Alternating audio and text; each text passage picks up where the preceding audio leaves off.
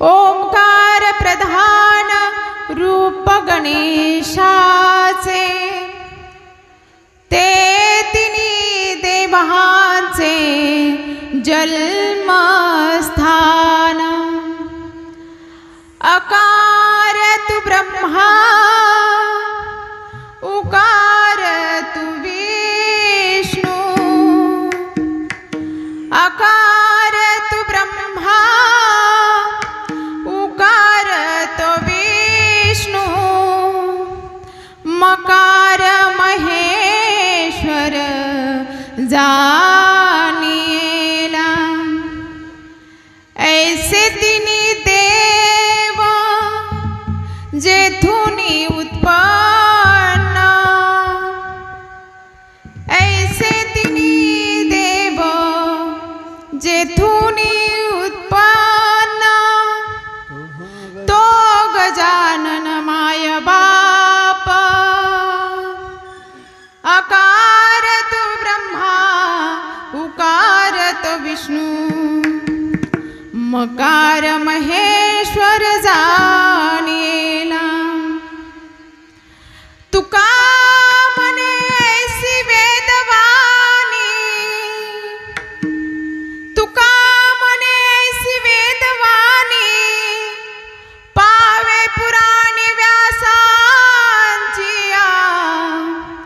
अकार तु ब्रह्मा उकार तु विष्णु मकार महेश्वर जानिएला विठ्ठल विठ्ठल विठ्ठल विठ्ठल विठ्ठल विठ्ठल विठ्ठल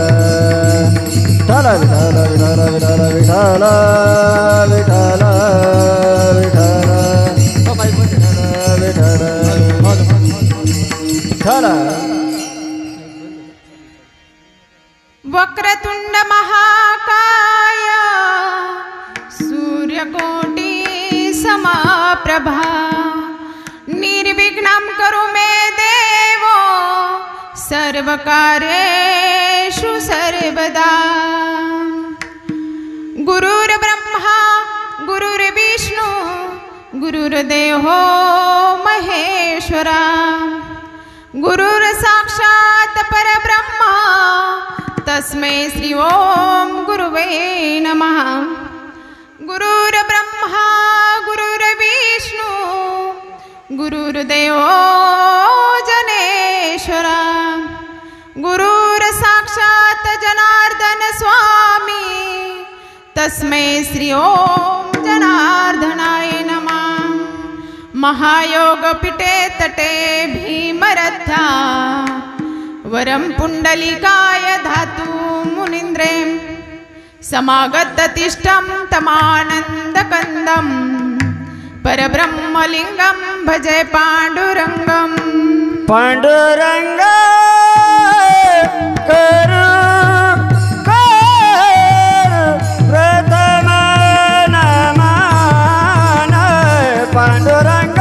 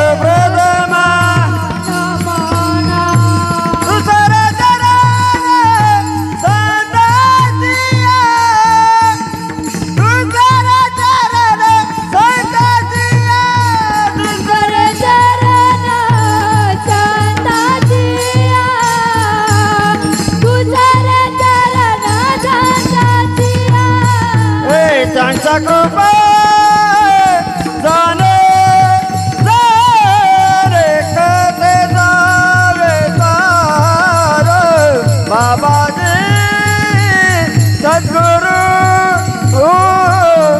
दास तुका त्यांच्या कृपा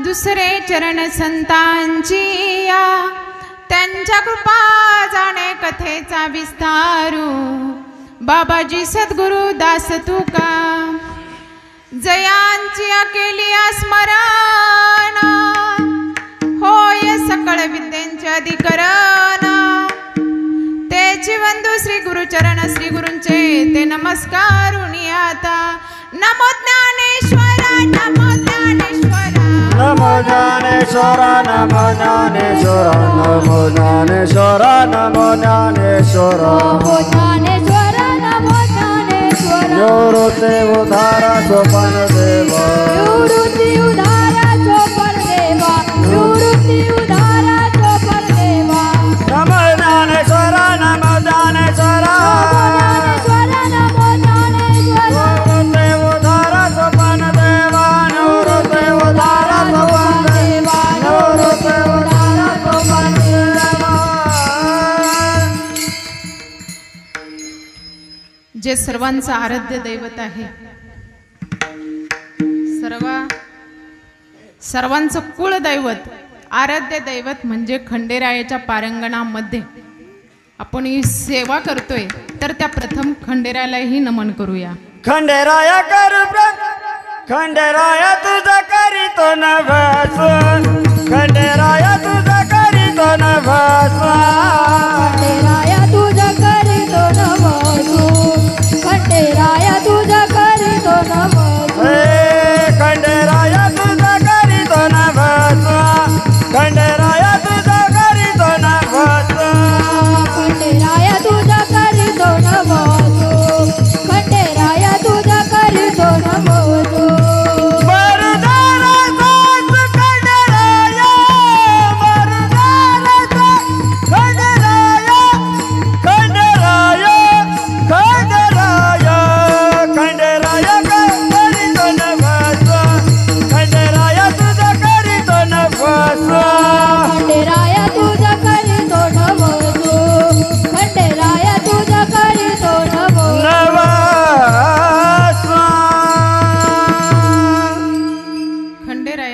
करीते नवसू मरुदे रे सासू खंडेराया बघा ज्या माता पित्यांनी आपल्याला जन्म दिला आणि इथपर्यंत मार्ग दाखवला आणि ज्या सद्गुरूच्या कृपेने आदरणीय परमपूज्य वासुदेव नंदगिरी अनाथांचे नाथ असणारे वासुदेव नंदगिरी बहुरूपी बाबा आणि सर्व संतांच्या चरणी एकदा नतमस्तक होऊया मस्तक हे पायावरे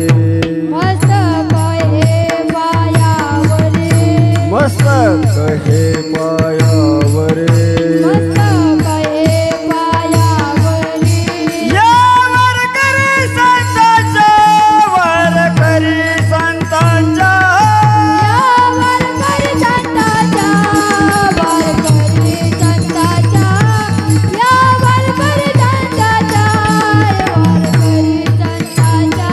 मस्तक हे पायावरे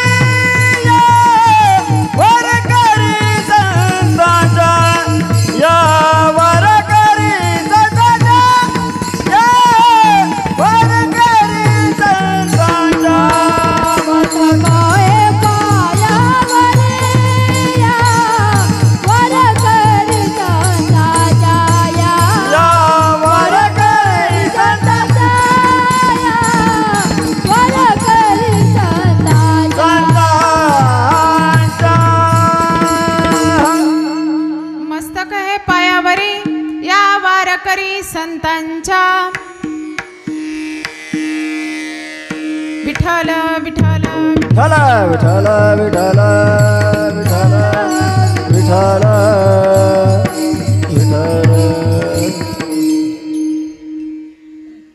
ओंकार प्रधान रूप गणेशाचे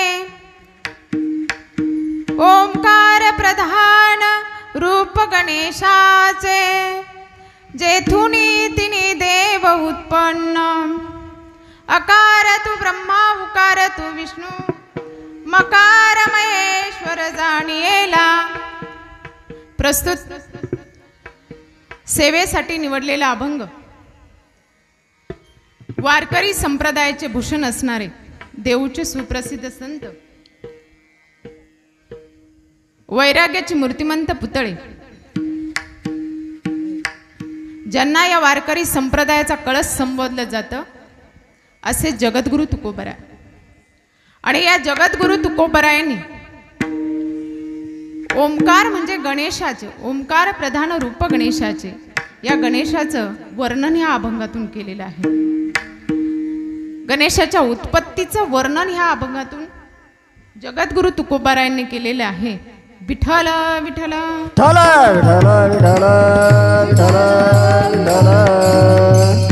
विठ्ठल विठ्ठल विठ्ठल विठ्ठल विठ्ठल विठ्ठल. आणि हा चालू असणारा 10 दिवसापासूनचा गणेश उत्सव आणि या उत्सवामध्ये प्रत्येक जणाने हा उत्सव अवघ्या महाराष्ट्रात नव्हे तर जगभरात नव्हे तर आता भारताच्या बाहेर देखील गणेश उत्सव आनंदाने साजरे करतात. तुम्ही बघताय सगळ्यांनी TV बघताय कुणी बातम्या बघत असतील.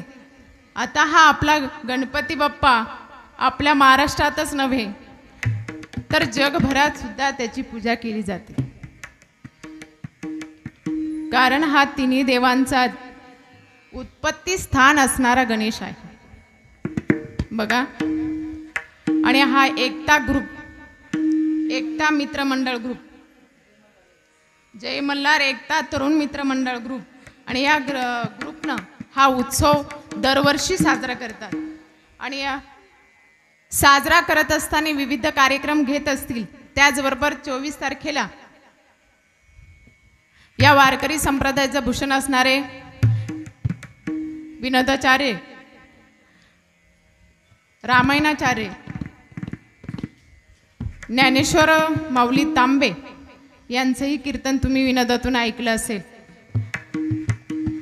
त्यांनी विनोदातून सांगितलं असेल. परंतु आज मी तुम्हाला खरं तर ज्याच्यासाठी आपण ही उत्सव साजरा करतो त्या गणेशाचं महात्म्य मी तुम्हाला सांगणार आहे. आणि या गणेशाचं महात्म्य एवढं आहे ते वर्णन आपण काही करू शकत नाही. पण आपण थोडंसं त्याचा अंश वर्णन करणार आहोत.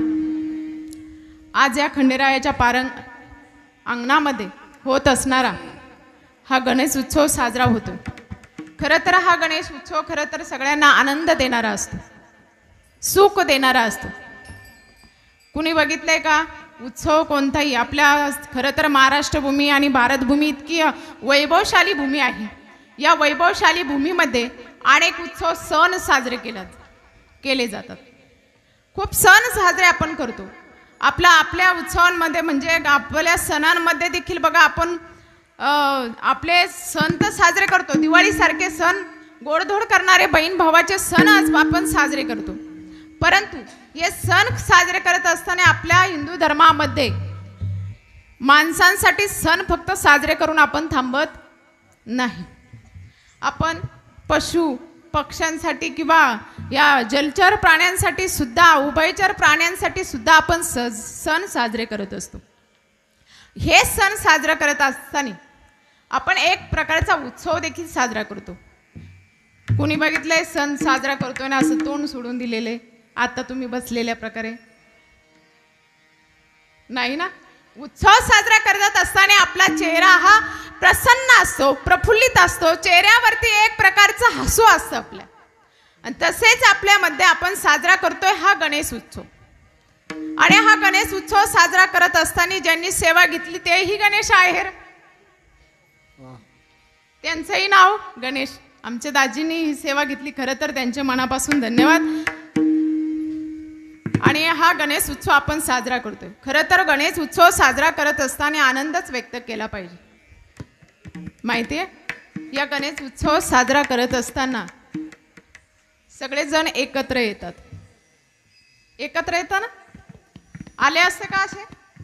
आज हा गणेश उत्सव नसता, इथं कार्यक्रम नसता, तुम्ही एकत्र आले असते का? नाही. कारण उत्सवांचं कारणच हे आहे की आपल्या सगळ्या हिंदू धर्मातल्या माणसांनी एकत्र यावं, एकत्र आलं पाहिजे. याच्यासाठी तर उत्सव आपण साजरे करतो, सण आपण साजरे करतो. मग हे सण साजरे करत असताना आपण आनंदाने एकत्र आलो पाहिजे.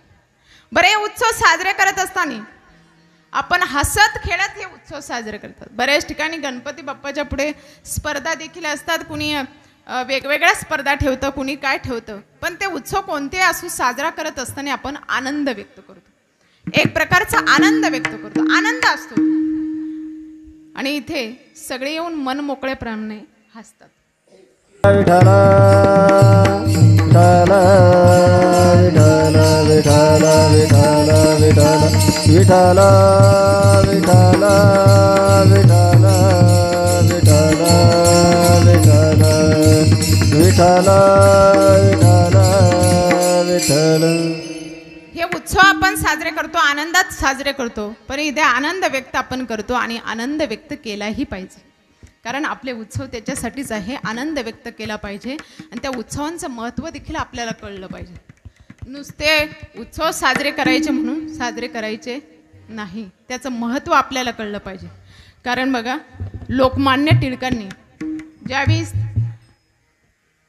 आपला देश पारतंत्र्यामध्ये चाललाय आणि त्यावेळेस लोकमान्य टिळकांना कळलं की हा उत्सव साजरा केला पाहिजे, जेणेकरून लोक एकत्र आले पाहिजे. लोक एकत्र येते नाही येते लोक एकत्र. जरा अशी एखादी थोडीफार मीटिंग असू द्या, पण राजकीय मीटिंग असल्यावर येतील.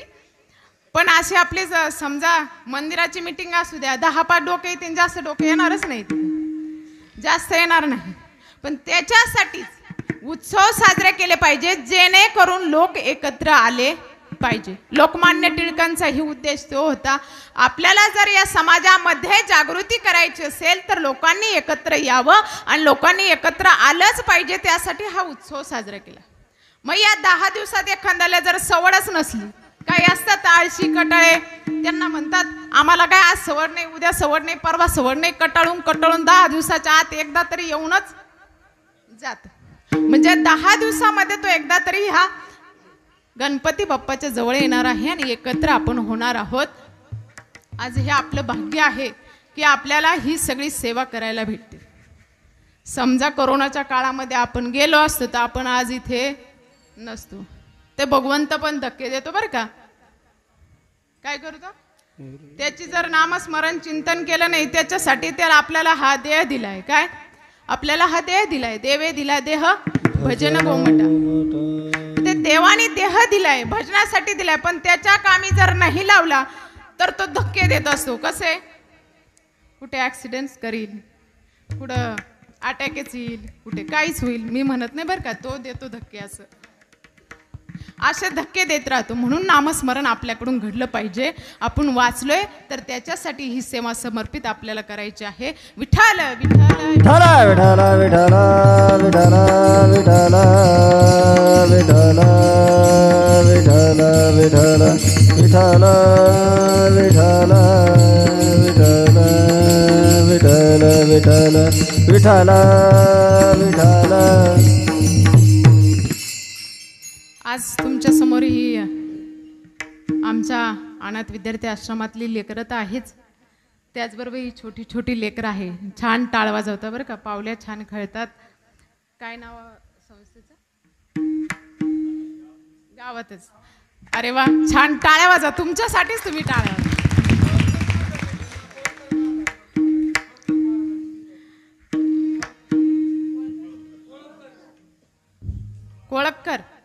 कोळककर महाराजांचे खरंच धन्यवाद. कारण आम्ही बऱ्याच ठिकाणी जातो, टाळकरी सापडत नाही बरं का. तुम्ही घडवताय खूप छान आणि मुलं घडताय कारण बऱ्याच ठिकाणी समस्या असते की टाळकरी नसतात, मुलं नसतात आणि जी वृद्धच असतात की वयस्कर माणसं टाळकरी होतात. आणि ही पिढी घडली पाहिजे आणि या पिढीला घडण्याची गरज आहे. तेव्हा पुढं काहीतरी घडणार आहे चांगलं. म्हणून एकदा जोराच्या टाळ्या होऊ द्या. खरं बघा, आज ज्या गणेशाचं वर्णन आपल्याला करायचं आहे त्या गणेशाचं वर्णन करताना ज्ञानेश्वर माऊलींनी देखील या गणेशाचं वर्णन केलेलं आहे. ज्ञानेश्वर माऊलींनी एवढा ग्रंथ लिहिला तर त्या ग्रंथाची सुरुवातच कशाने केली आहे?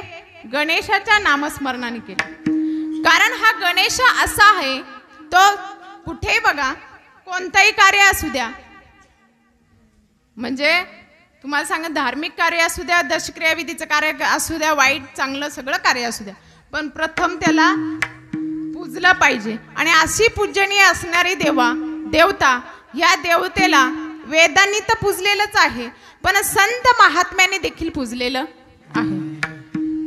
मग प्रथम त्या गणेशाचं वंदन त्यांनी केलेलं आहे. नमिला गणपती माहुली सारदा, नमिला गणपती माहुली सारदा,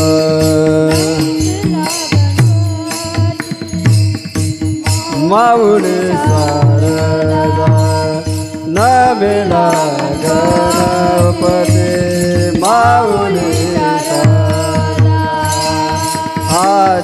आदिवाराया दंडवता, आदिगराया दंडवता, नमिला गणपती माऊली सारदा, नमिला गणपती माऊली सारदा, नमिला गणपती माऊली सारदा, नमिला गणपती माऊली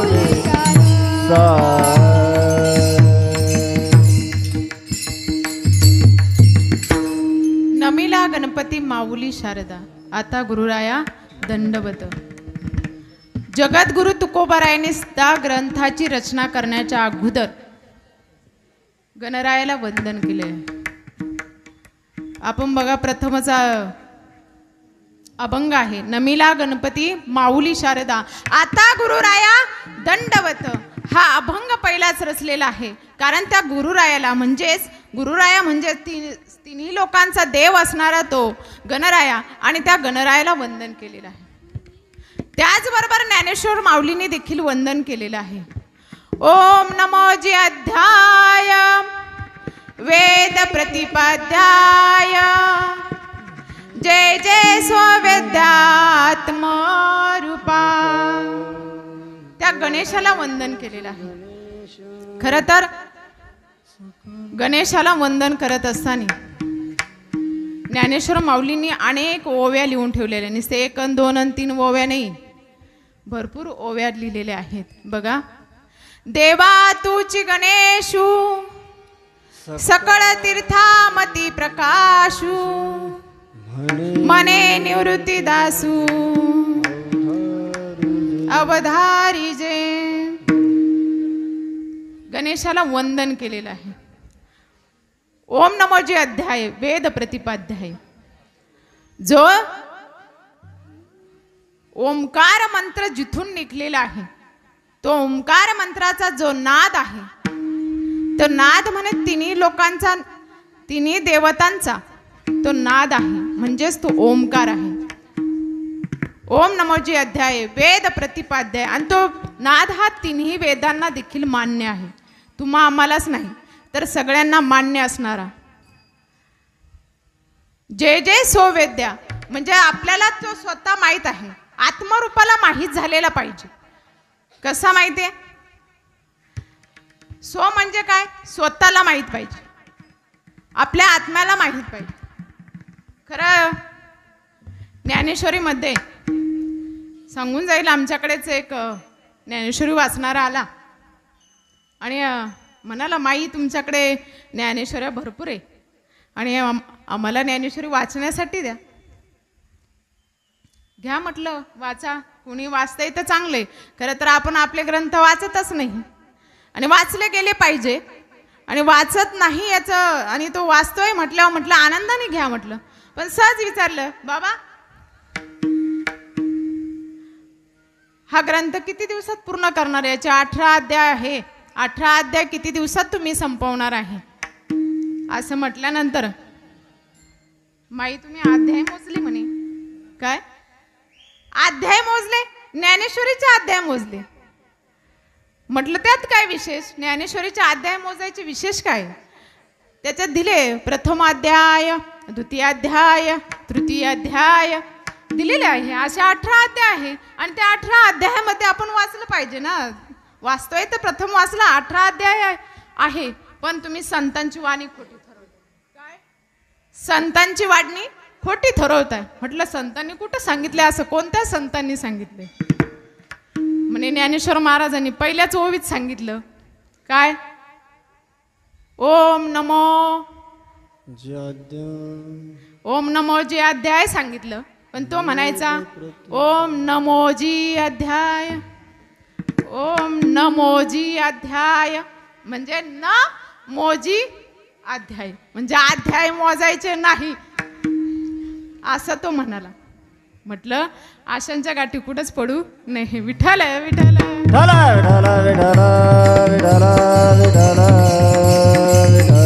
विठ्ठल विठ्ठल विठ्ठल विठ्ठल विठ्ठल. मग बघा ज्ञानेश्वर माऊलींनी देखील गणेशाला वंदन केलेलं आहे.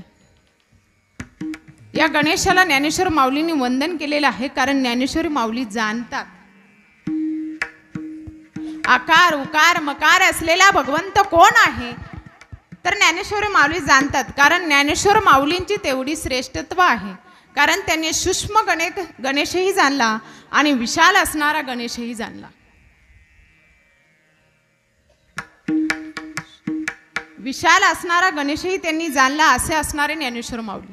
म्हणून तर सगळ्या संतांनी त्या ज्ञानेश्वर माऊलीला ज्ञानियांचा राजा, ज्ञानियांचा राजा गुरु महाराज, ज्ञानियांचा राजा गुरु महाराज, ज्ञानियांचा राजा गुरु महाराज, ज्ञानियांचा राजा गुरु महाराज. म्हणते ज्ञानदेव तू मायसे, म्हणते ज्ञानदेव तू मायसे, ज्ञानियांचा राजा गुरु महाराज, ज्ञानियांचा राजा गुरु महाराज, ज्ञानियांचा राजा गुरु महाराज, ज्ञानियांचा राजा गुरु महाराज.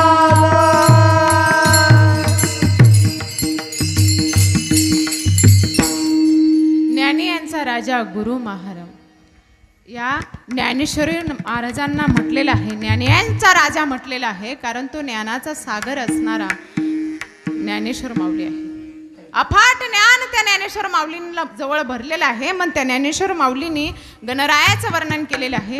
नवे नवे तर सगळ्या संतांनी वेदांनी सगळ्यांनी गणेशाचं प्रथम वंदन केलेलं आहे. असा असणारा जो गणेश आहे आणि या गणेशाचं वर्णन करत असताना ज्यावेळेस ब्रह्मांडावरती या ब्रह्मांडाच्या पोकळीतून एक नाद ब्रह्म निघाला आणि त्या नाद ब्रह्माचा आवाज ओम असा आला. ओंकार स्वरूप सद्गुरु समर्था,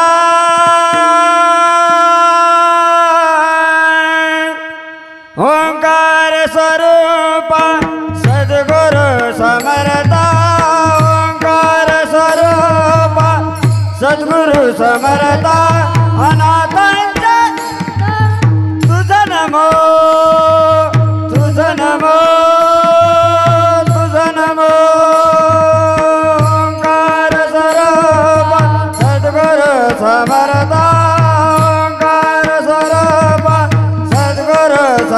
नाता अनाथांचा नाता तुझा नमो तुझा नमो तुझा नमो तुझा नमो तुझा नमो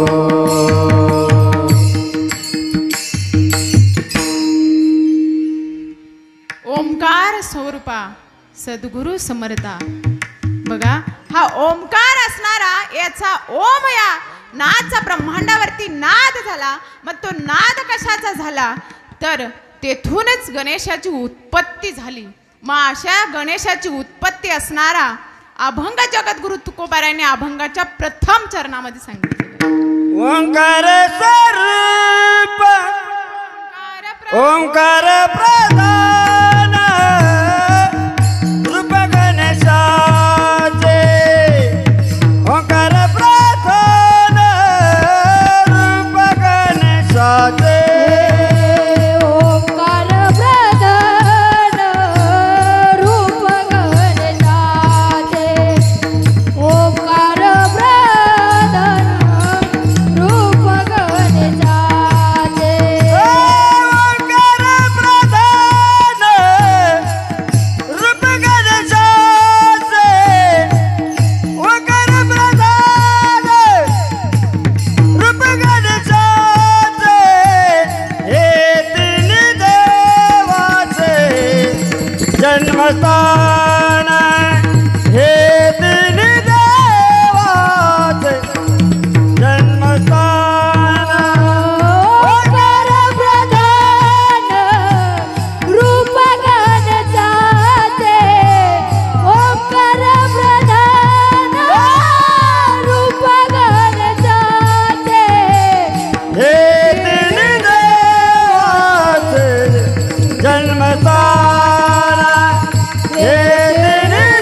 जन्मस्थान हे तीन देवाचे जन्मस्थान ओंकार प्रधान रूप गणेशाचे हे तीन देवांचे जन्मस्थान हे तीन देवांचे जन्मस्थान. बघा ओंकार प्रधान रूप गणेशाचे हे तिन्ही देवांचे जन्मस्थान. ज्या तिन्ही देवांचं जन्मस्थान असणारा ओंकार हा नाद जेव्हा ब्रह्मांडात झाला तर त्या नादाचा शोध ऋषी मुनींनी घेतला तेव्हा कळलं की हा गणेशाचा नाद आहे. मग सर्वात आधी उत्पत्ती कोणाची आहे? बोलत नाही का तुम्ही? मागचे तुम्हाला समजत मी बोलते ते मराठीतच बोलते बरं का मी. त्या गणेशाचा नाद झाला. मग हा गणेश बघा खरं तर बघितलं गणेश हा तीन गणेश गणांचा गण असणारा हा गणेश आहे. कोणते गण? लग्नाच्या टायमाला आपण शोधतो बघा देवगण मनुष्यगण राक्षसगण. कोणत्या कुळात कोणत्या गणातला हा आपण शोधतो. बरोबर आहे की नाही? शोधता की नाही? इकडं शोधता ना? आमच्याकडे अजून शोधतात काही नाही शोधती. जे नाही शोधती ते असेच हसली पटली बसली भुर्र. काय होतं? असंच होतं बऱ्याच ठिकाणी. गण शोधायची गरजच येत नाही. पण हा तिन्ही गणांचा पती असणारा गणेश हे गणेश खरं तर आपले 5 देवता आपण पूजनीय मानत असतो. कोणत्या?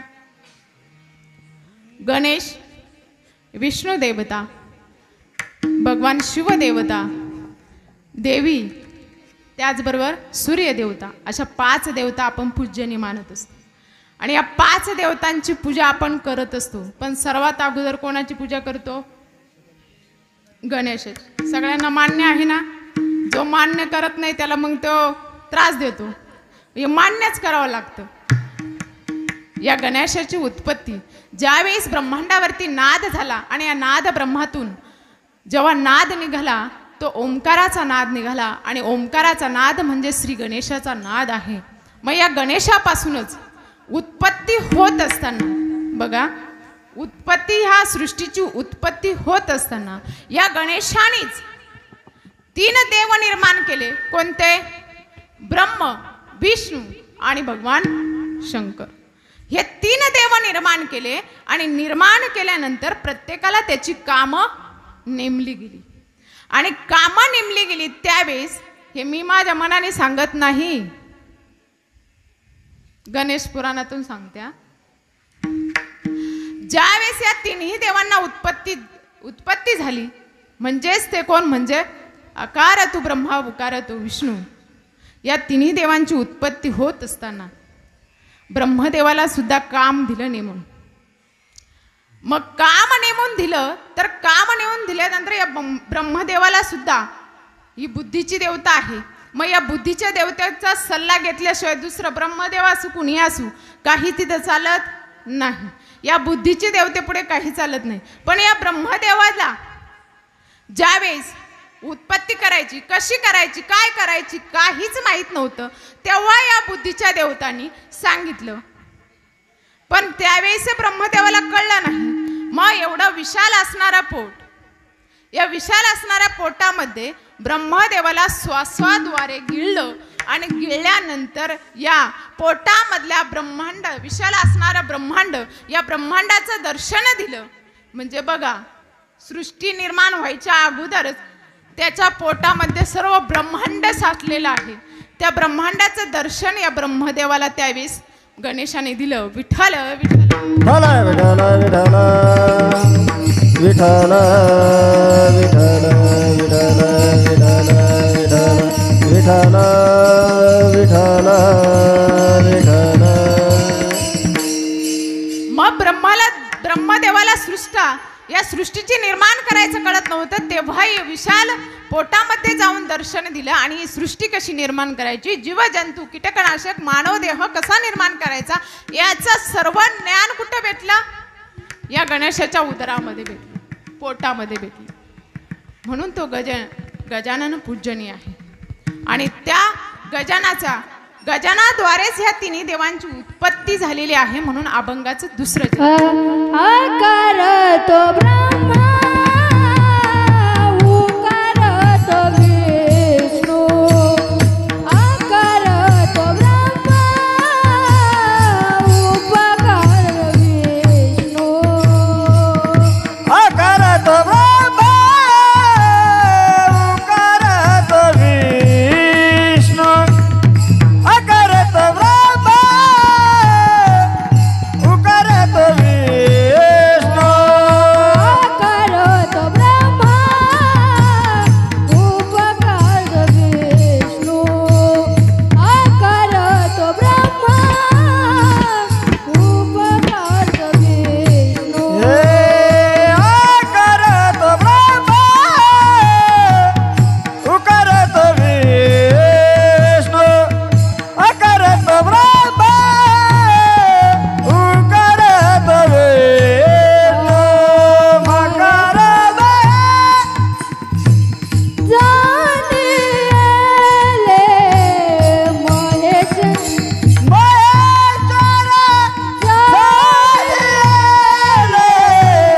आकार तो ब्रह्मा, उकार तो विष्णू.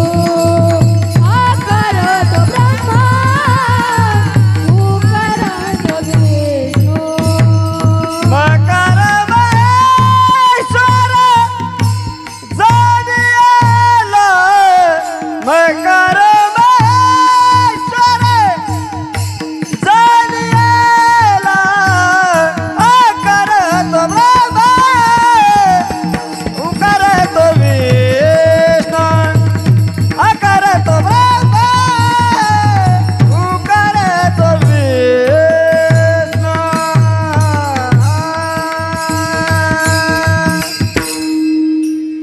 अकार तू ब्रह्मा, उकार तू विष्णू, मकार महेश्वर जाणेला. अकार असणारा हा ब्रह्मा आहे आणि उकार स्वरूपात असणारा विष्णू आहे आणि मकार स्वरूपात असणारा महेश्वर आहे. या तिन्हींची उत्पत्ती जेथून आहे तो श्री गणेश आहे. पण हा श्री गणेश दुःख करता सुख करताही आहे. बघा, याने दुःखही निवारण केलेले आहे कसे दुःख निवारण केले?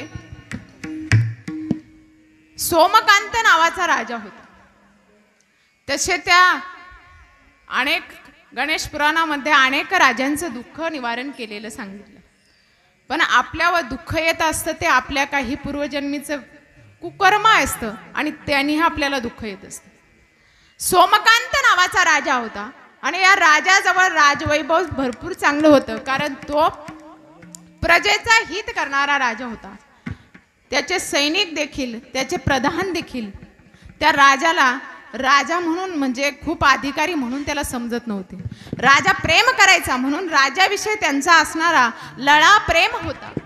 परंतु या सोमकांत राजाला सुधर्मा नावाची पत्नी होती आणि सुधर्मा नावाची पत्नी आणि एक मुलगा देखील होता, हेमकंठ नावाचा. नाव ध्यानात ठेवायची बरं का, तुम्हाला विचारेल. सुधर्मा नावाची पत्नी, हेमकंठ नावाचा मुलगा.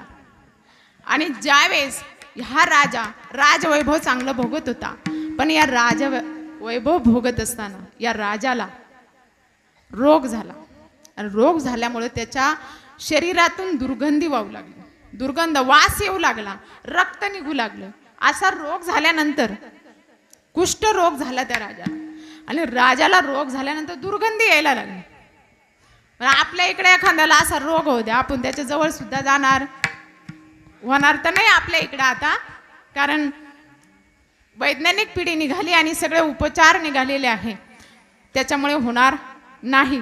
परंतु राजाला झाला आणि राजाला असं वाटलं, अरे आपण इथे राहिलो, राजा प्रजेचा हित करणारा असतो आणि जो खरा प्रजेचं हित करतो तोच राजा असतो. आणि या राजाचं प्रजेचे हित करणारा होता. त्याला असं वाटलं, मी जर मला हा रोग झाला आणि माझ्यामुळे जर दुसऱ्याला झाला तर त्रास व्हायला नको, त्याच्यापेक्षा मी हे राजवैभव माझ्या मुलाच्या स्वाधीन करतो आणि प्रधानांच्या स्वाधीन करतो आणि मी जंगलाच्या दिशेने निघून जातो, अरण्यात निघून जातो आणि तिथेच माझं आयुष्य काढतो. असा विचार सोमकांत राजाने केला. आणि या राजाने विचार केल्यानंतर त्याने आपल्या प्रधानांना बोलवलं आणि सांगितल्याबद्दल आपल्या मुलाला बोलवलं, त्या मुलालाही सांगितलं. पण हे ऐकल्यानंतर हेमकंठाला खूप दुःख झालं. अरे प्रत्येकाला असं वाटतं आपला आई बाप आपल्यापासून लांब जायला नको का, वाटतं इकडच्यांना, बऱ्याच जणांना आता नवीन पिढीला वाटत असतं. परंतु त्या हेमकंठाला वाटत होतं का राजाने लांब जाऊ नये, माझ्या वडिलांनी लांब जाऊ नये. परंतु राजाला वाटलं प्रजेला माझ्यामुळे ताण नको, त्रास व्हायला नको. मग त्या राजाने प्रधानांना बोलवून त्या हेमकंठाला गादीवर बसवलं. त्याला सगळं राजवैभव कसं चालायचं, कशी सेवा करायची प्रजेची, हे सगळं त्याला समजावून सांगितलं, ज्ञान दिलं त्याबद्दलचं. आपल्या जीवनात आलेले अनुभव त्याला सांगितले. आणि हे स्वाधीन करून जात असताना राजा निघालाय. राजा जात असताना त्या राजाने जातोय, पण त्याची सुधर्मा नावाची पत्नी ही चांगली असावी. पतीच्या सुखामध्ये सगळे सहभागी होतात, पण दुःखामध्ये सहभागी होता आलं पाहिजे. ही सुधर्मा नावाची, नावाप्रमाणेच होती, सुधर्मा नावाप्रमाणेच होती. ती म्हणाली मी तुमच्या बरोबर येईल. राजा म्हणाला मला रोग झाला, माझ्या बरोबर येऊ नको. परंतु ती म्हणाली पती सेवा हाच खरा धर्म आहे, मी तुमच्या बरोबर येईल. राजभोग मला घ्यायचा नाही, मी तुमच्या बरोबर येईल. त्याचबरोबर मुलगाही म्हणाला, पण त्या मुलाला सांगितलं तुला हे राज्य सांभाळावं लागेल, तुला थांबावं लागेल. सांगा बरं, एखादा राजा चाललाय आणि त्याच्या मागे त्याची प्रजा चालली, मुलगा चालला, जाईल का कुणी? आजारी असल्यावर रोग झालाय त्याला, त्याच्या मागे कुणी जाईल का? जातो तो जा म्हणून एकटा. पण त्यांनी राज्यासाठी तसं केलेलं होतं. तो जंगलात गेला आणि बराच फिरल्यानंतर त्याला एका सरोवराच्या कडेला बटूक भेटला. आणि ह्या बटुकाने बघितलं, अरे हा दिसतोय राजा, पण याच्याजवळ एवढी सुंदर पत्नी आहे आणि याचा दुर्गंध येत आहे. त्या बटुकाने त्या सुधर्माला विचारलं. सुधर्माने सगळी हकीकत सांगितली. आणि हकीकत सांगितल्याबरोबर त्या बटुकानं म्हटलं आमच्या आश्रमात येता का? आमच्या आश्रमात येता का म्हटल्यानंतर राजा म्हणाला, माझ्यासारख्या रोग्याला कुणीच घेऊन जाणार नाही, पण हा बटूक म्हणतोय चला म्हटल्यानंतर, कारण त्या बटुकालाही माहीत होता हा राजा आहे आणि यांनी एवढी प्रजेची सेवा केली म्हणजे हा काहीतरी चांगला आहे. ज्या वेळेस त्या आश्रमात गेले आणि तिथे भृग नावाचे ऋषी होते. भृग नावाच्या ऋषींनी त्या राजाला सगळी हकीकत विचारली. मग त्या भृग राजाच्या ऋषींनी त्याचा पूर्वजन्मीचा इतिहास सांगितला. पूर्वजन्मीच्या इतिहासामुळे त्याला हे कुकर्म आलेलं असतं. कधी कधी आपल्या मागच्या जन्माचं कर्म ह्या जन्मात भोगावं लागतं. आपण म्हणतो मी आयुष्यभर कोणाला त्रास दिला नाही, काही केलं नाही, तरी मला ह्या जन्मी असा त्रास का भोगावा लागतोय. तर या सोमाकांत राजांनी मागच्या जन्मी कित्येक जणांची हत्या केलेली होती, सोडलेलंच नव्हतं. त्याच्यामुळे याला ब्राह्मणांच्या हत्या केलेल्या होत्या, त्याचं पातक याला लागलेलं होतं, म्हणून या जन्मी त्याला भोगावं लागत होतं. पण या भृग ऋषीने सांगितलं, तुला जर या दुःखातून निवारण व्हायचं असेल तर तुला गणेश पुराण वाचावं लागेल, त्या गणेशाची स्तुती करावी लागेल. त्यावेळेस गणेशाची स्तुती केली आणि त्या गणेशाची स्तुती केल्याबरोबर या राजाचा रोग दुःख नाहीसं झालं. ही गणेशाच्या स्तुतीचा परिणाम आहे. विठ्ठल विठ्ठल विठ्ठल विठ्ठल विठ्ठल म्हणून म्हटलं जातं, तुझं सुख करिता तुझं दुःख हरता. अवघ्या दिनाच्या नादा बाप्पा मोरया रे, बाप्पा मोरया रे, चरणी ठेवी तो माता. बाप्पा दुःख करता तुझं दुःख हरता. अवघ्या दिनाच्या नादा बाप्पा मोरया रे, बाप्पा मोरया रे, चरणी ठेवी तो माता. तुझं सुख करता तुझं दुःख हरिता. अवघ्या दिनाच्या नादा बाप्पा मोरया रे, बाप्पा मोरया रे, चरणी ठेवी तो माता. दुःख करता तुझं दुःख हरता. अवघ्या दिनाच्या नादा बाप्पा मोरया रे, बाप्पा मोरया रे, चरणी ठेवी तो माता.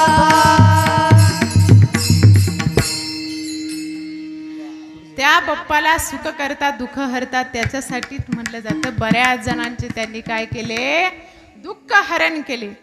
आणि सुख देणारा देवता म्हणजे श्री गणेश आहे. त्याच्याच हातात आहे सत्ता चालवायची. काय चाले हे शरीर, चाले हे शरीर कोणाची असते. चाले हे शरीर कोणाची असते. चाले हे शरीर कोणाची असते. चाले हे शरीर कोणाची असते. चाले हे शरीर कोणाची असते. चाले हे शरीर कोणाची असते. चाले शरीर कोणाची असते. चाले शरीर कोणाची असते. कोण बोलावी तो, कोण बोलावी तो, हरी विना देखावे ऐकावे. एक नारायणा देखावे ऐकावे. एक नारायणा देखावे.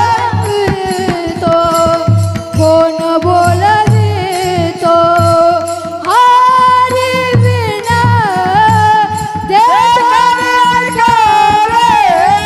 एक नारायणा ध्वनी ऐकावे. एक नारायणा.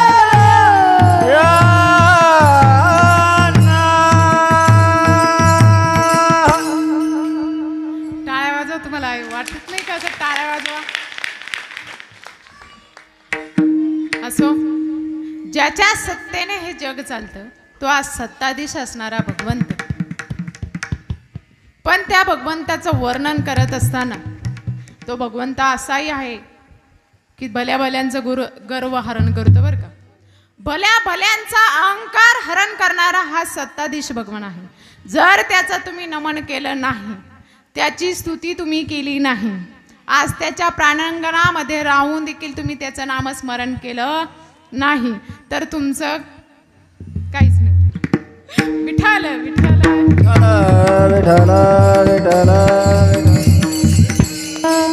गर्व हरण करणारा हा भगवंत आहे. कारण त्याचं आपण नामस्मरण घेतलं पाहिजे, चिंतन आपण त्याचं केलं पाहिजे. असा असणारा सत्ताधीश भगवान भल्या भल्यांचं गर्व हरण करतो. बघा, ज्यावेळेस एकदा कुबेर भगवान, कुबेर ही देवता भगवान शंकराकडे गेली आणि भगवान शंकराकडे गेल्यानंतर भगवान शंकराला म्हणू लागले, भगवंत, कारण धनाचा, कुबेराला काय होतं, धनाचा गर्व होतो. गर्व जसं आपल्या जवळ बघतो, जर थोडंसं जरी धन असलं तर त्याला काय होतं, गर्व होतो. त्या गर्वाने असे फुगतात, त्यांना चांगले दिसत नाही, वाईट दिसत नाही, आपले दिसत नाही, परके दिसत नाही, असे एवढे गर्वाने फुगून जातात. तसा हा कुबेर देखील गर्वाने फुगून जातो. आणि फुगल्यानंतर भगवान शंकराकडे गेले आणि भगवान शंकराला म्हणू लागले, चला ना माझ्या घरी माझा वैभव बघायला, माझ्या घरी जेवण करायला चला. ज्यावेळेस भगवान शंकराला म्हटल्यानंतर, आता ती वैराग्यवान ती मूर्ती आहे, त्यांना काही घेणं नाही तुमच्या धनाशी कशाशी, काहीच घेणं नाही. किती धन असू द्या, काही घेणं आहे का, नाही. त्यांची वस्तीच कुठे आहे, स्मशानामध्ये, राहणं स्मशानामध्ये. जर त्यांना लोभ अहंकार असतं तर त्यांनी गळ्यामध्ये सोनं घातलं असतं. गळ्यात काय त्यांच्या, रुद्राक्ष हात, मंडलांच्या माळा, गळ्यामध्ये साप, ज्याला कोणी शिवत नाही तोच त्यांच्या गळ्यात आहे की नाही. असा असणारा भगवान शंकर, वैराग्याची मूर्ती असणारा हा भगवान शंकर, त्यांना कशाचं आहे, ते म्हणे एक काम करा, मी काय येऊ शकत नाही, मी येणार नाही, पण श्री गणेश आहे, ते गणेश येऊ शकतील. मग गणेशांकडे गेले. चला म्हणे, पिताजींनी तुम्हाला आमंत्रण दिले आणि तुम्हाला यायला सांगितले, चला म्हणे. ठीक आहे म्हणे, चला येतो, पण खायला भेटेल ना पोटभर. त्यांना काय, आपल्याकडे बरेच जण त्याच्यासाठीच येतात.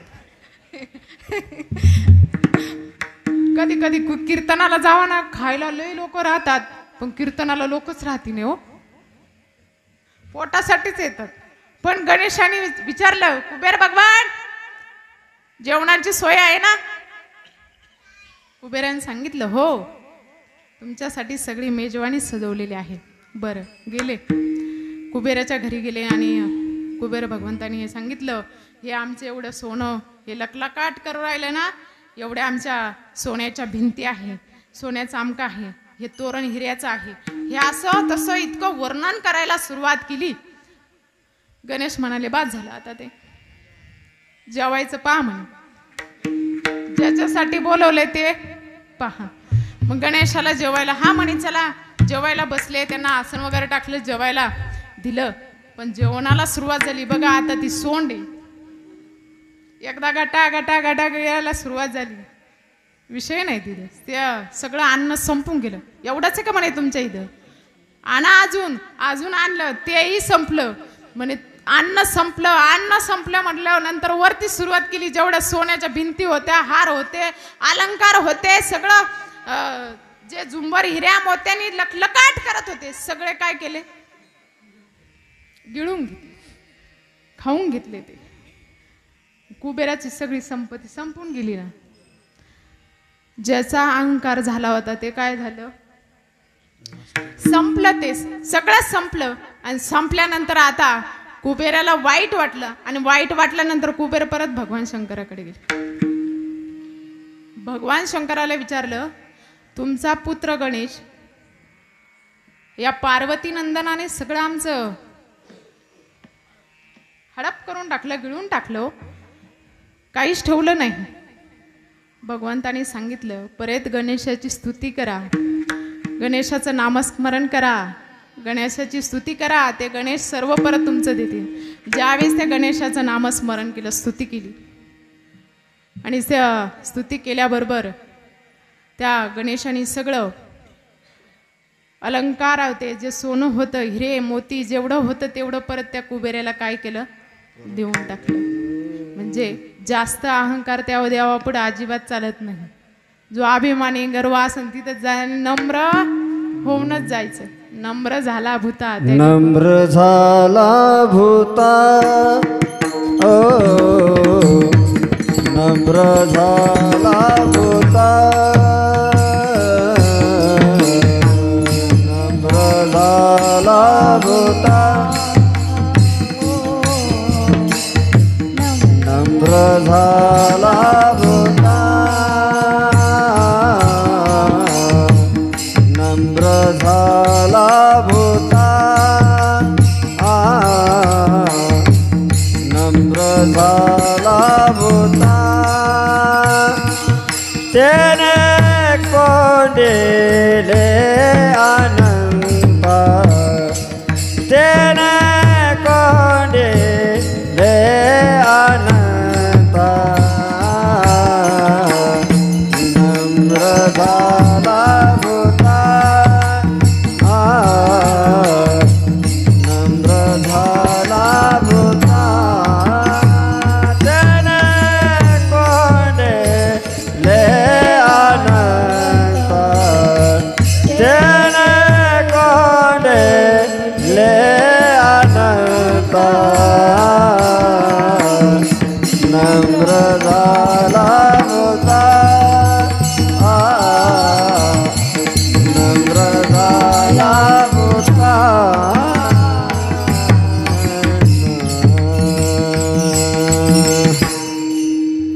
नम्र झाला भूता त्याने कोंडले अनंता. त्या भगवंताजवळ जर नम्र होऊन गेलं तर तो आपल्या हृदयामध्ये वास करतो बरं का. पण गर्व अहंकार करून गेलं तिथे काही चालत नाही. आणि विशेष म्हणजे गणेश भगवान हे मातृभक्त आहे. गणेश भगवंताकडून खूप शिकण्यासारखं आहे आपल्याला, खूप. म्हणजे गणेश भगवान हे मातृभक्त आहे. कसे माहिती आहे? सगळ्यांना ती गोष्ट माहीत आहे, सगळ्यांना परिचित आहे.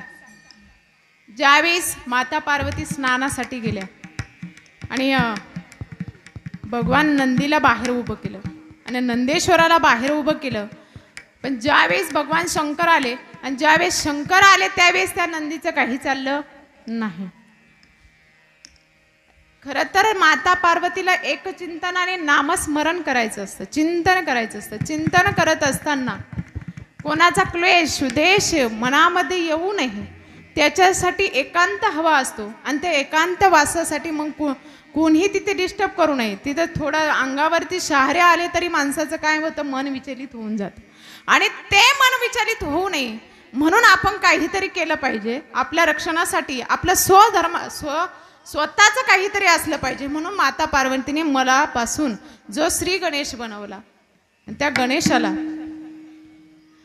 ज्यावेळेस त्या गणेशाला बाहेर उभं केलं आणि भगवान शंकर आले, मातेची आज्ञा इतकी पाळली की साक्षात परमेश्वराला, त्या परमेश्वराला सुद्धा पुढे येऊन दिलं नाही.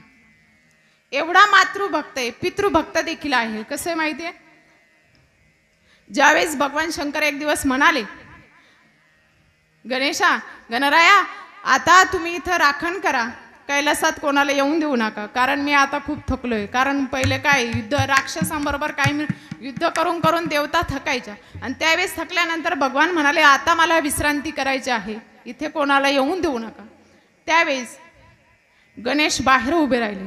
पण गणेश बाहेर उभे राहिले, इकडं भगवान शंकर विश्रांती करताय आणि परशुराम तिथे आले. कोण? परशुराम म्हणे आतमध्ये चालले. गणेश म्हणे आतमध्ये जायचं नाही, आतमध्ये जायचं नाही. परशुराम म्हणाले आत मी जाईलच. गणेश म्हणाले जायचं नाही. परशुराम म्हणे या आत्ताच आलं कुठून, झालं शान म्हणे, मला जाऊन देत नाही आतमध्ये, होय बाजूला म्हणे. काय म्हणे? हो बाजूला. परशुराम म्हणे मला जाऊ दे. गणेश म्हणे जाणार नाही, मला जगत पित्याची आज्ञा आहे, मी जाऊन देणार नाही, मी जाऊन देणार नाही. त्यावेळेस ते परशुराम म्हणे आता आलं आणि इतकं शान झालं, मला अडवतोय. अरे गर्व असतो ना, मला अडवतोय म्हणल्यानंतर त्या परशुराम म्हणे आता याचं युद्ध ये म्हणे तू बाहेर युद्धच करू म्हणे. युद्ध करायला गेले आणि त्या परशुरामाला जेव्हा गर्व दाखवला आणि गणेशाने सोंड फिरवली आपली, सोंड लांब केली का गुंडाळून आपटायचा. परशुरामाला गुंडाळला ना आपटलं. आपटल्याबरोबर परशुराम म्हणे आत्ताचं कार्ट म्हणे मला दापू राहिले, मला लुटू राहिले बाजूला, म्हणजे त्याचा अजूनच गर्व हे झाला. असं म्हटल्यानं परशुरामाने स्वतःजवळ ते शस्त्र होतं, ते कुऱ्हाडीसारखं शस्त्र, आणि त्या शस्त्राने परशुरामाने म्हणे आता याने कोणाला मारायचं, ज्याने इथं राखण ठेवले त्यालाच हे करू म्हणे. भगवान शंकरावती कुऱ्हाड फेकून हल्ली आणि फेकून हल्ल्याबरोबर आपल्यासारखं म्हणलं असतं आपल्याला इथं ठेवलंय बाकीचं काय करायचं आपल्याला, ती जाती कुऱ्हाड तर जाऊ दे तिकडे म्हणली असे सरळ जाऊ दे. पण गणेश हे विघ्न हरताय. त्या गणेशाने पितृभक्तही होते, त्यांनी ती कुऱ्हाड आपल्या दातावरती घेतली म्हणून त्यांना एकदंत म्हणतात. काय एकदंत, तर दंत त्यांचा त्याच्यामुळे तुटलाय. एवढंच नव्हे तर दंताची दुसरी सुद्धा कहाणी सांगितली जाते. त्या दंतामुळे ज्यावेळेस महाभारत ऋषीमुनी महाभारत लिखाण चालू होतं, महाभारताचं लिखाण करायचं, आणि त्यावेळेस एवढं लिखाण कोण करीन, महाभारत लिहायला बसल्यानंतर हे थांबवायचं नाही. आणि एक गणेश म्हणाले मी बसेल, परंपरा उठल्यानंतर परत बसणार नाही, जोपर्यंत बसले आहे तोपर्यंतच मी लिखाण करेल, गणेशाने सांगितलं. परंतु बघा कधी कधी संकट आली किंवा काही अडथळे आले तर आपण काय करतो, एखादी गोष्ट लगेच बंद करून टाकतो. परंतु त्या गणेशाने लिहायला बसल्यानंतर जी शाईची नीप होती ती नीप खोडली गेली, आणि खोडली गेली तर गणेशाने त्या नीप फोडली म्हणून थांबून राहिले नाही. त्यांनी आपला दुसरा दंत म्हणजे एक दंत तो आहे तो दंतच काढून त्यांनी लिहायला सुरुवात केलेली आहे. ही गणेश पुराणामध्ये आलेली आख्यायिका आहे. विठ्ठल विठ्ठल विठ्ठल विठ्ठल विठ्ठल विठ्ठल विठ्ठल विठ्ठल विठ्ठल विठ्ठल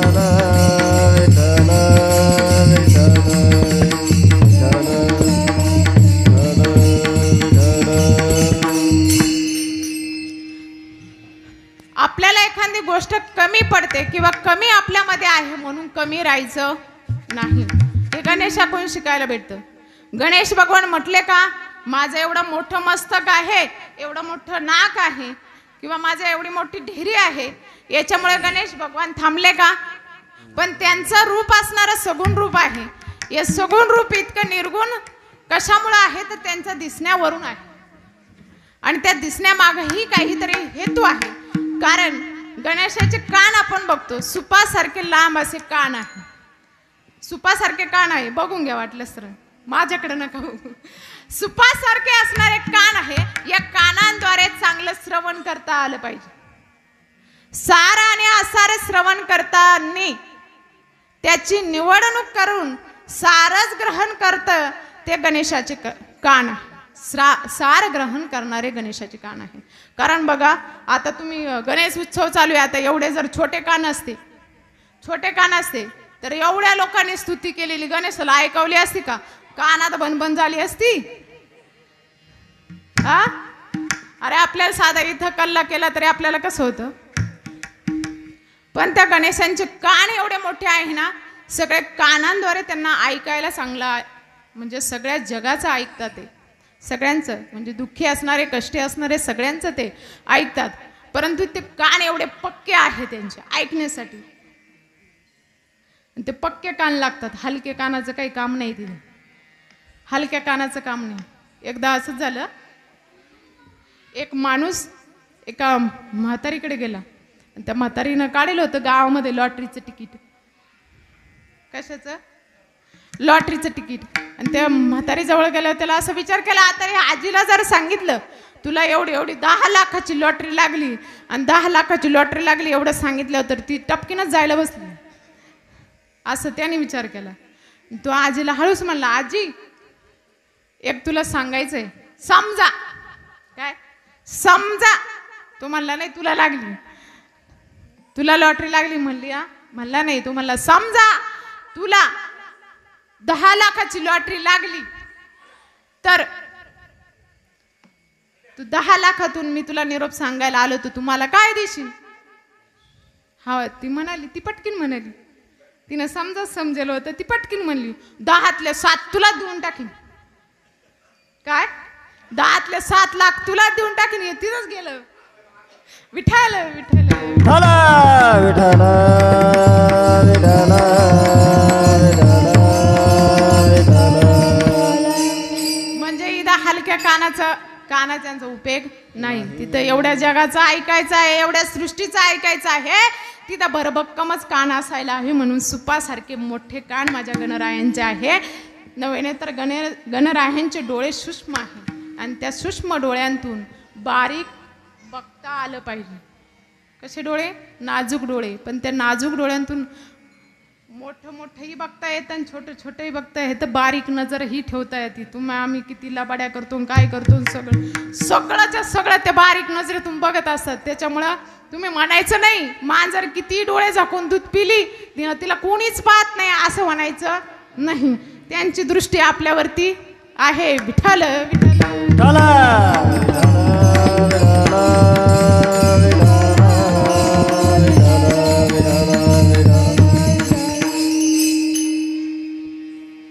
त्या गणरायाचं नाक देखील बघा. नाक हे मोठं आहे. चपट बिपटा अजिबात नाही. नाक हे तीक्ष्ण असावं. नाकावरून माणसाची रूपरेषा कळत असते. काय एखादी स्त्री किती सुंदर असू द्या, नाक चपटा असू द्या, गोरी असू द्या, ती दिसायला गोरी पाणी, डोळे तेजदार आहे, ओठ लाल लाल आहे, केस असे काळे भोरे पुरी नो, पण नाक चपट आहे. काय उपयोग आहे का तिचं? नाही. तसं आमच्या गणेशांचं नाक लांब लचक आहे. कुणी काही केलं तर उचलला का आपटला. उद्योग वेडेवाकडे उद्योग केले का गणेशाची शिक्षा तीच आहे. सोंड लांबवायची, नाक लांबवायचं ना आपटायचं. कारण गणेशाने शिंदारसूर नावाचा राक्षस होता आणि या शिंदारसूर नावाच्या राक्षसाने ज्यावेळेस त्याची उत्पत्ती अशी आहे, भगवान शंकर ज्यावेळेस ब्रह्मदेवाकडे गेले, ब्रह्मदेव निद्रेत होते आणि निद्रेतून बाहेर आल्यानंतर ब्रह्मदेवाला आवाज दिला आणि आवाज दिल्यानंतर ब्रह्मदेव निद्रेतून बाहेर आले. निद्रेतून बाहेर आल्यानंतर ब्रह्मदेवाने आळस दिला. आळस दिल्याबरोबर त्याच्या श्वासातून जो बाहेर पडला तो सिंदारासूर राक्षस आहे बरं का. सिंदारासूर नावाचा राक्षस बाहेर पडला. बरं, त्या राक्षसाचा रंग तांबडा होता आणि तांबडा असणारा रंग हा सिंदारासूरला वरदान दिलं ब्रह्मदेवाने. काय दिलं? की ज्याला तू आलिंगन देशील, आलिंगन म्हणजे तो आलिंगन देऊन ज्याला तो दाबेल तो तिथेच मरण पावेल असं वरदान दिलं. बरं, या सिंदारासूर ज्यावेळेस ब्रह्मदेवाकडून राक्षस निर्माण होतात, तर होतात खतरनाक राक्षस निर्माण होतात. आणि असा झालेला राक्षस, या राक्षसाने काय केलं? पहिलं ब्रह्मदेवालाच आलिंगन द्यायला चाललं. गुरुची विद्या गुरुवच चालू केली पहिली. ज्याच्याजवळ जन्म झालाय ना त्यालाच आलिंगन द्यायला म्हणे, तुलाच पहिल्यांदा प्रत्यक्ष हे करू म्हणे. ब्रह्मदेवाला आलिंगन द्यायला चालले, ब्रह्मदेवाला आलिंगन देत आहे, पण ब्रह्मदेव पळून गेले तिथून. नंतर भगवान विष्णूंकडे गेले, ते पण पळून गेले. नंतर भगवान शंकराकडे गेले. पण ज्यावेळेस सगळ्या देवतांनी गणेशाची स्तुती केली आणि गणेशाला बोलवलं, त्यावेळेस त्या गणेशाने या सिंदारासूर नावाच्या राक्षसाला, इतका राक्षस भयंकर होता तो, विशाल रूप धारण केलं त्याने. आणि ते विशाल रूप धारण केलं आणि सगळ्या देवांना एका कवळीत त्याने घेतलं, एका आलिंगनामध्ये घेतलं. त्यावेळेस सगळ्या देवांनी या गणेशाची स्तुती केली, गणेशाला बोलवलं. आणि या गणेशाला ज्यावेळेस बोलवलं त्या गणेशाने सुद्धा अकराळ विक्राळ रूप धारण केलं. आणि रूप धारण केलेल्या त्या गणेशाने आपल्या लांब सोंडीने त्या सिंदारासूरला मारलं आणि त्याला जसं त्या सोंडेमध्ये गुंडाळून आपल्या काखेत घेतलं ना, काखेतच मारलं. मारल्यानंतर त्या सिंदरासूरचा तिथेच वध झाला आणि वध झाल्यानंतर त्या सिंदरासूरचं तिथून रक्त उडालं. रक्त उडाल्यानंतर ते गणेशाच्या अंगावरती उडालं आणि गणेशाच्या अंगावरती उडाल्यामुळे त्या गणेशाचा रंग काय झाला? तांबडा. मग तांबडा रंग असलेला सिंदूर देखील गणेशाला काय होतो? आवडतो. विठ्ठल विठ्ठल विठ्ठल विठ्ठल विठ्ठल विठ्ठल विठ्ठल विठ्ठल विठ्ठल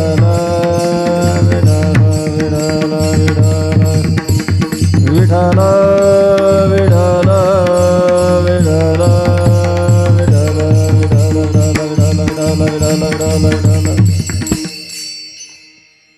या गणेश भगवंताची जेवढी स्तुती करावं तेवढी काय आहे? कमी आहे. पण आपलं टायमिंगकडे पण लक्ष आपण दिलं पाहिजे. 8:45 झालेले आहे.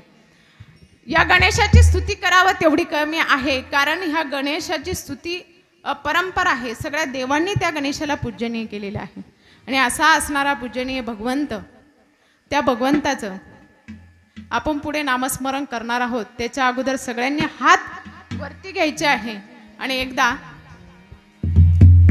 हात सगळ्या वरती बरं का. माझं लक्ष आहे. कसा आळस पण झटकला जातो.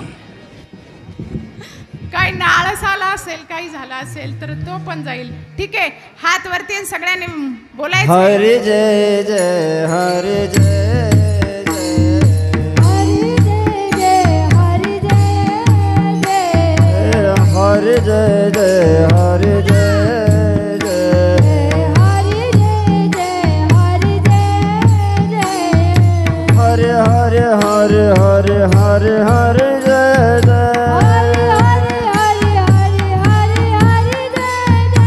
हरे हरे हरे हरे हरे हरे जय जय हरे जय जय हरे जय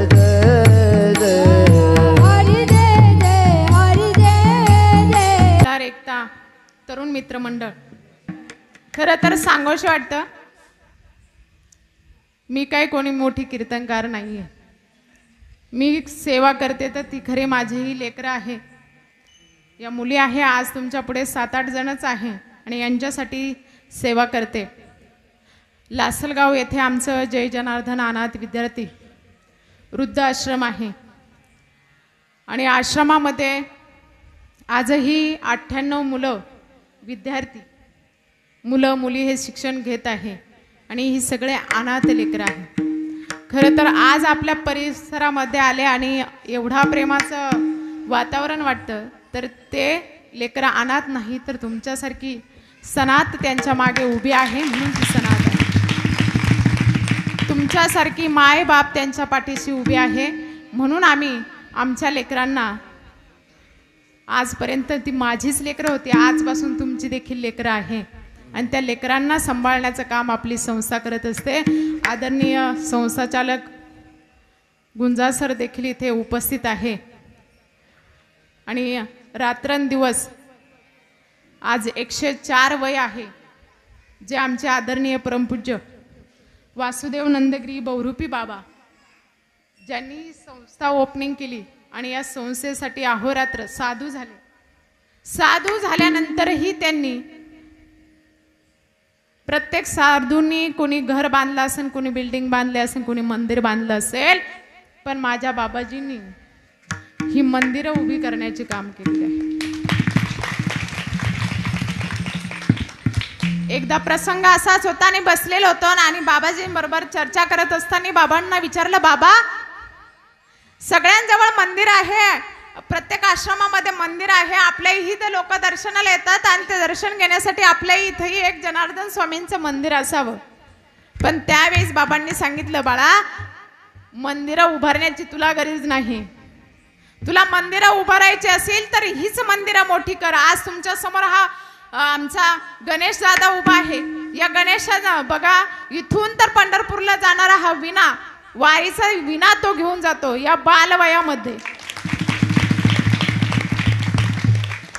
आणि तुमच्या बरोबर तुमच्या समोर विणा घेऊन कीर्तनात उभा आहे. प्रत्येक ठिकाणी ज्या ज्या ठिकाणी कीर्तनाला जाईल त्या त्या ठिकाणी तो उभा असतो. आणि त्या लेकरांचा आनंद आहे की आपल्या आईच्या कीर्तनामध्ये आपण जावं आणि उभं राहावं आणि काहीतरी शिकायला भेटावं. आपल्या संस्थेमध्ये आपण मुलांना शालेय शिक्षण तर देतोच. आजपर्यंत आपल्या संस्थेतून बरेच जण, कुणी डॉक्टर झाले असेल, इंजिनियर झालं असेल, कुणी पोलीस झालं, कुणी शिक्षक झालं, ग्रामसेवक झालं. आज हा आमचा स्वप्नील दादा तुमच्या पुढे पखवाद वाजवतोय.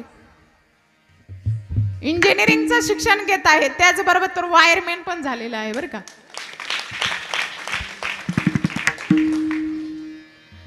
असे मुलं शिक्षण घेत आहे. आता तो आमचा, मला काही एवढी इंग्लिश येत नाही, पण तो गायींचा डॉक्टर आहे बरं का. आमचा शुभम दादा, आमचे माऊली बाबा जेव्हाही केव्हा बोलवलं सेवेसाठी तेव्हा धावत येणार आणि गायनासाठी बरोबर राहणार आणि एकदम कुटुंबासारखं वातावरण, मुलांना सांभाळून घेणार, मुलांना शिकवणार, हे सगळं काम ते करत असतात. आणि असे असणारे आमचे विद्यार्थी आहे. खरं तर हे विद्यार्थी बघून मला सगळ्या आमच्या मुलांचीच आठवण आली बरं का. कारण आपण संस्थेमध्ये अनाथ लेकरं बरेच संस्था सांभाळतात, पण संस्था सांभाळत असताना त्यांना स्वबळावर स्वतःच्या पायावर काहीतरी करता आलं पाहिजे.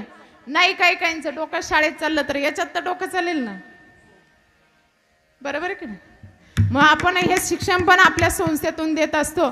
आणि आज तुमच्या पुढे जी स्केटिंग पट्टू आहे, उभं राहा बाळा. हिचं नाव दुर्गा आहे, दुर्गा दिलीप गुंजाळ. ही महाराष्ट्रभर स्केटिंग खेळी, म्हणजे महाराष्ट्रभरच नव्हे तर गोवा, सांगली, कोल्हापूर, खोपोली, नंदुरबार अशा अनेक ठिकाणी ती खेळून तर आलीच.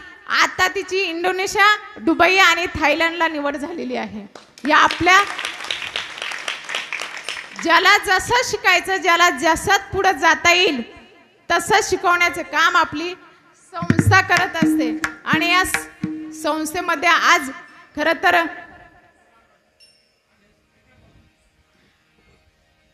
संस्था शिकवण्याचं काम करत असते. आणि त्याचबरोबर जाता जाता एकच सांगत असेल, अनाथ लेकरं सांभाळतो यात आम्ही मोठेपण समजत नाही, पण ज्यावेळेस वृद्ध माय बाप येतात ना समोर, 10 मिनिटच इकडे घेणार आहे. वृद्ध माय बाप ज्यावेळेस आश्रमात येतात त्यावेळेस खंत वाटते, दुःख वाटते. कारण ज्या माय बापांनी आपल्याला जन्म दिलाय त्या माय बापांना सांभाळायचं सोडून आपण त्यांना वृद्धाश्रमांमध्ये टाकतो, रस्त्यावरती, रेल्वे स्टेशनवरती अशा ठिकाणी त्या माय बापांना सोडून देतो, नवे तर दवाखान्यांमध्ये सोडून देतो. त्या माय बापांनी आपल्यासाठी काही केलं नसेल का, हा प्रश्न मला पडतो. कारण त्या मायबापांनी जन्म दिला ना आपल्याला. खरं पाहिलं तर त्या मायबापांनी आपल्याला जन्म दिला नसता तर आपण ही सुंदर सृष्टी देखील बघितली नसती. त्या मायबापांनी आपल्याला जन्म दिलाय. काही तर म्हणताना आमच्या मायबापाने आमच्यासाठी काहीच केलं नाही, माझ्या बापाने काहीच केलं नाही, माझ्या आईनं माझ्यासाठी काहीच केलं नाही. अरे गाढवा, तुला जन्म दिलाय ना, तू कमाव, तुझ्या हिमतीवर काय कमवायचंय, तुला हे जग दाखवलंय खूप मोठं आहे. एवढंच करा माय बापाला. कारण आपण या भारत भूमीला म्हणलं जातं, भारत भूमीमध्ये म्हटलं जातं, मातृदेव भव पितृदेव भव. पितृ पूजनीय मानणारी ही भूमी आहे. आणि या भूमी जर मध्ये माता पितांसाठी वृद्धाश्रम खोलायची वेळ येत असेल तरी खूप दुःख आहे. मी सांगते कळकळीने, याच्यासाठी प्रत्यक्ष अनुभव घेतो तेव्हा सांगतो. अनेक वृद्धांच्या वेगवेगळ्या कथा आहे, वेगवेगळ्या त्यांच्या समस्या आहे. तर या समस्या का आहे? अरे जरी त्यांचं चुकलं असेल, आपणही बालवयात खूप चुकलं असेल, पण आपल्या मायबापांनी आपल्याला सांभाळून घेतलंच ना. आपल्या हजारो चुका त्यांनी पोटात घातल्या असतील, पण त्यांच्या 10 चुका आपण पोटात घालू शकत नाही का? त्या मायबापांना सांभाळा एवढंच सांगेल. कारण खूप दुःख वाटतं. आज आमच्या आश्रमामध्ये वृद्ध आहे ना, त्या वृद्धांचं काहींना तर दिसत नाही, काहींना तर मुलबाळच नाही. ठीक आहे, ज्यांना मुलबाळ नाही, पण काहींना असून सांभाळत नाही. त्यावेळेस त्यांना त्या मनाच्या वेदना विचारा, ते दुःख विचारा काय आहे ते. एक बाबा आहे, त्यांना रासलगावच्या सरकारी हॉस्पिटलमध्ये सोडून गेले होते. 15-20 दिवस हॉस्पिटलमध्ये होते बाबा. कुणी पाहायला आलं नाही. पॅरेलिस झालेल्या बाबांना तोंडाने बोलता येत नाही, हाताने एका काही करता येत नाही, पायाने काही करता येत नाही, काही करत चालता येत नाही, सरकत चालावं लागतं पायावर. सत्य घटना आहे. 15 दिवसांवर बाबा हॉस्पिटलमध्ये होते, कुणी घ्यायला आलं नाही.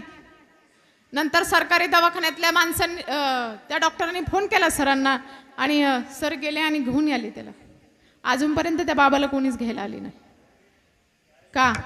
हा प्रश्न का पडतो किंवा अशी समस्या का निर्माण होते?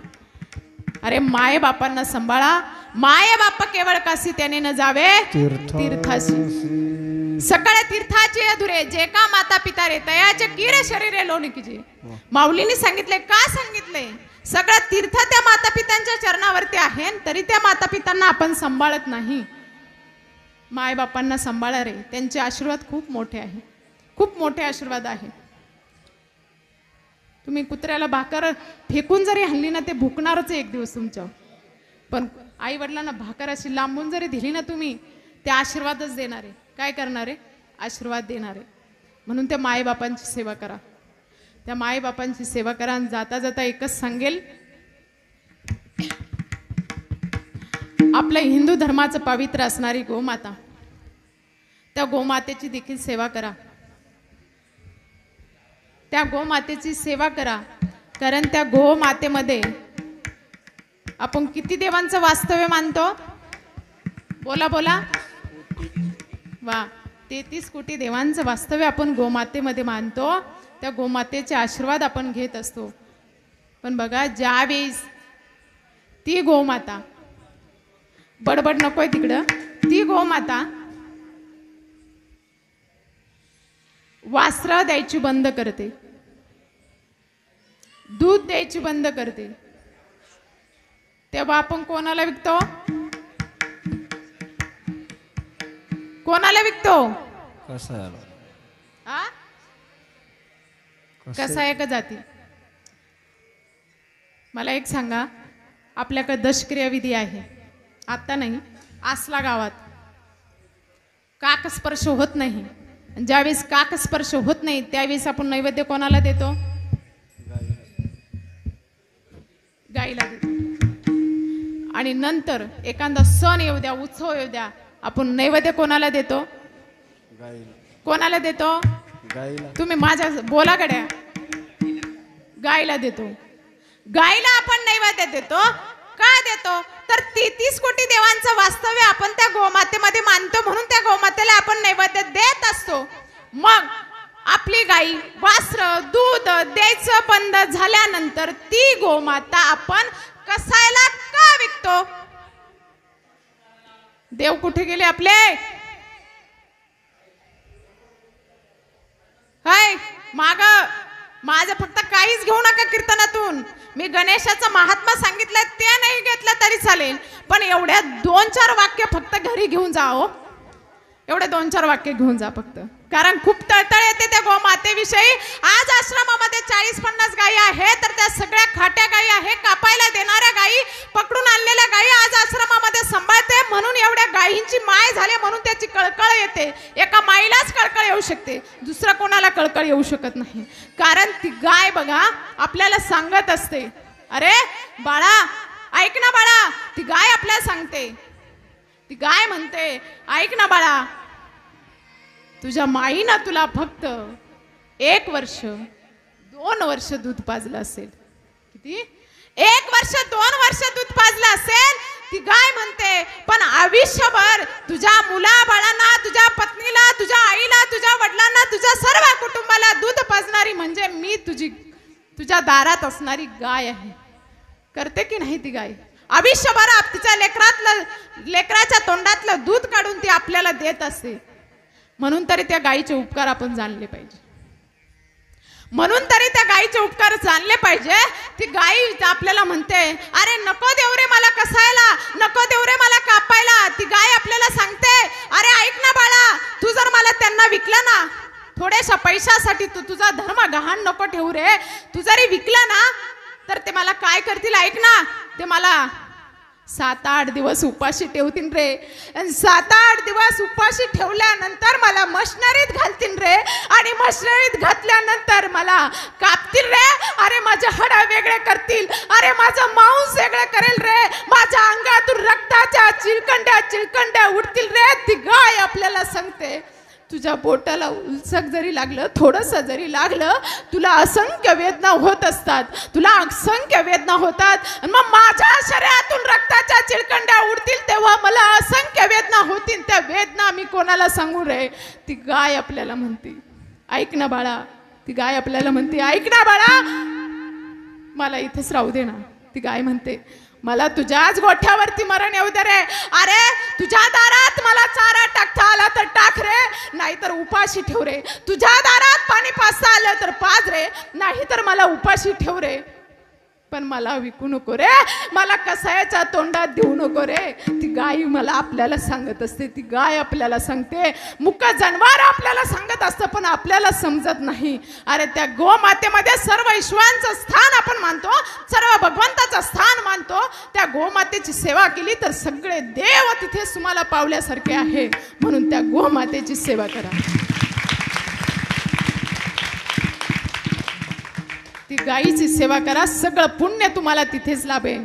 कारण गायी इतकं पवित्र या जगात कोणी नाही. माय बापाची सेवा करा, गोमातेची सेवा करा, सगळं तुम्हाला इथेच भेटलं. सर नका जाऊ मंदिरात. कोणत्या मंदिरात नाही गेले तरी चालन, पण गोमातेची सेवा करा. सर्व ईश्वर तुम्हाला तिथेच पावल्यासगत आहे. माय बापाची सेवा करा. सगळा भगवंत तुम्हाला माया बापांच्या चरणाजवळ भेटल्याशिवाय राहणार नाही. कारण भक्त पुंडलिकासाठी भगवंत, त्या भक्त पुंडलिकाने भगवंताची सेवा नाही केली, भगवंताचं नामस्मरण नाही केलं, माय बापाची सेवा केली. माय बापाची सेवा केली तर साक्षात युगे 28 विटेवरती उभा असणारा भगवंत पांडुरंग त्या परमात्म्याला कोणासाठी यावं लागलं? त्या पुंडलिकाची सेवा बघण्यासाठी यावं लागलं. मग एवढ्या मोठ्या उदाहरणं आहेत तर आपल्या समोर, तरी आपण आई वडिलांना विसरून जातो का? त्या आई वडिलांची सेवा करा एवढंच सांगेल. आणि माझ्याकडून काही चुकीचे शब्द गेले असेल तर तुम्ही माय आणि मी तुमचं लेकरू म्हणून माझ्या शब्दांना माफी असावी.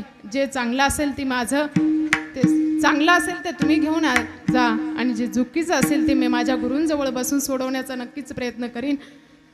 कारण आजची कीर्तन सेवा ज्यांनी घेतलेली आहे, जे आमचे दाजी म्हणजे गणेश पोपट आहे, त्यांचेही मनापासून धन्यवाद. आणि एकच सांगेल, माझ्या आश्रमामध्ये ही सगळी संस्था चालवत असताना माझ्या संस्थेला कुठलेही ग्रँड नाही, की कुठून वरून निधीही येत नाही. ही संस्था चालवत असतं तर आम्ही या कीर्तन प्रवचनाची सेवा येते आणि तुमच्यासारखे दाते तिथे दान करायला येतात, किंवा इथे धर्मपेटीमध्ये जे दान टाकत असतात आणि त्या दानावर आपलं मुलांचं शिक्षण चालत असतं, मुलांचा खर्च चालत असतो. आजारपण आहे, शालेय शिक्षणाचा खर्च आहे, कपडा लत्ता सगळ्याचाच खर्च आहे, आणि हे सगळं सांभाळण्याचं काम आपली संस्था करत असते. आणि खरं तर आज सेवा ऐकण्यासाठी खूप लांबून आले आहे. आमचा गणेश दादा देखील आला आणि आमची मावशी आलेले आहे. बरेच ओळखीचे आलेले आहेत. तर सगळ्यांचं नाम उल्लेख करत बसत नाही, पण खरं तर तुम्ही माझी सेवा ऐकून घेतली आणि माझ्या दाजींनी आणि ताईंनी खरं तर माझी सेवा इथे ठेवली. त्यांचेही मनापासून धन्यवाद. कारण जे काही येईल ते माझ्या आश्रमासाठी ते लागू पडतं आणि ही सेवा माझ्याकडे दिली म्हणून मनापासून सगळ्यांचे धन्यवाद व्यक्त करते. विठ्ठल विठ्ठल विठ्ठल